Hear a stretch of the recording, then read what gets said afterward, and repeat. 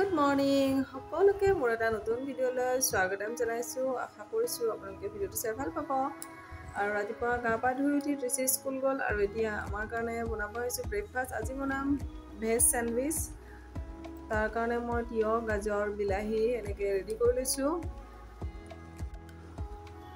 এতিয়া গাজৰখিনি মই এনেকৈ ৰুকনি টুকি ল'ম।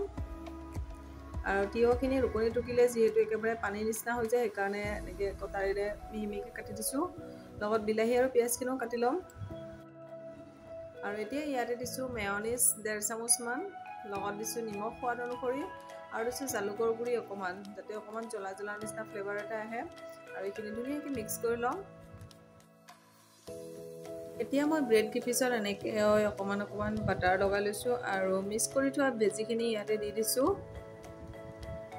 আৰু এখন পেন লৈ এনেকৈ স্যান্ডউইচকেইটা অলপ অলপ সেকি ল'ম।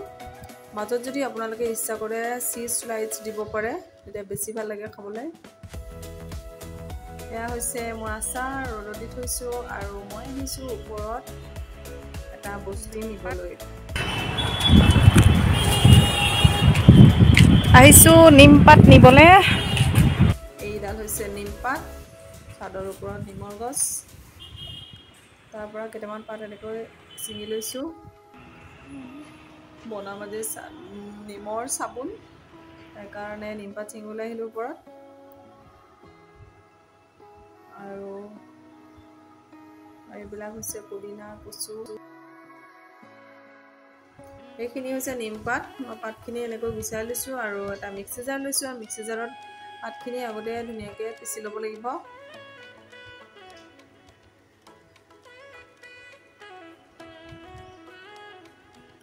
অকণমান পানী দি ইয়াতে মই এইখিনি পিচি ল'ম।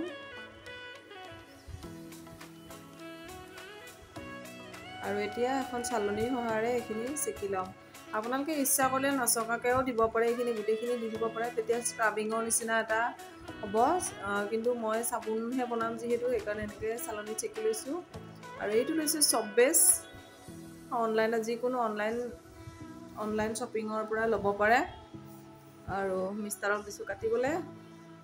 চপ বেছটো কাটিবলৈ একেবাৰে কোমল হয়, ধুনীয়াকৈ কাটিব পাৰি।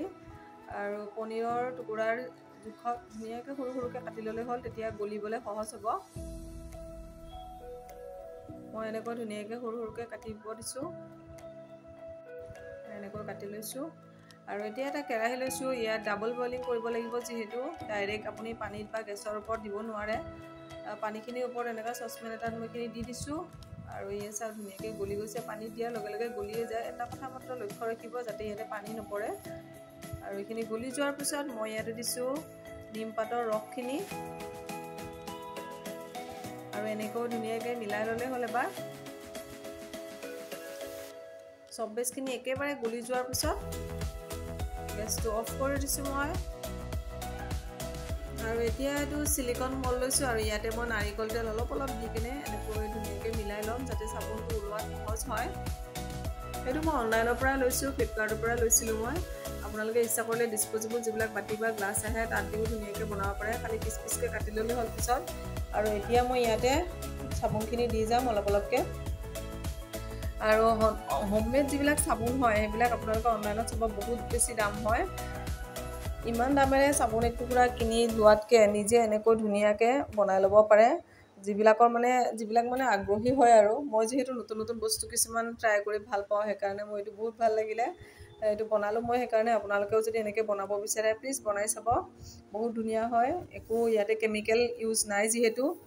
আৰু এতিয়া এইখিনি মই ডিপ ফ্ৰিজাৰত 20 মিনিটমানৰ কাৰণে ৰাখি দিম। ডিপ ফ্ৰিজাৰত নাৰাখিলেও কথা নাই, এনেও আপোনালোকে ৰাখিব পাৰে। এনে ৰাখিলে আপোনাৰ 4-5 ঘণ্টামান ৰাখিব লাগিব। কিন্তু মই পূৰা এক্সাইটেড হৈ আছোঁ, সোনকালে লাগে, সেইকাৰণে মই ফ্ৰিজত ৰাখি দিছোঁ। আৰু এয়া চাওক ইমান ধুনীয়া হৈছে চাবোন। চাবোন চাবোন চাবোন চাবোন। এইয়া চাৰ্কল। আৰু এইটো কি লাহেকৈ ওলা, ভাঙি থাকিব। এই ট্ৰায়েংগল নহয়, এইটো স্কুৱেৰ। আৰু এইটো